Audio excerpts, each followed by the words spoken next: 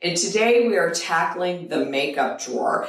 And I am asked all the time, how do you organize makeup? And there are so many different ways depending on your space. But today we're going to tackle the drawer.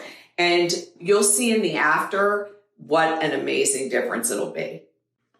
So now I'm back to give you step-by-step tips the way an organizer would do it when organizing a space. And today, like I said, we are tackling the makeup drawer. And the first thing you do is grab a garbage can. Get rid of anything that's expired, anything that breaks you out or irritates your skin, anything that you never ever use or has just seen its better days. Toss it and start fresh. The next thing, always I recommend is measuring the space. Everybody's bathroom drawers are different. Some people have deep drawers, short drawers. So it's so important to measure the space because buying containers and not returning them can become more clutter in your home. So make sure to measure.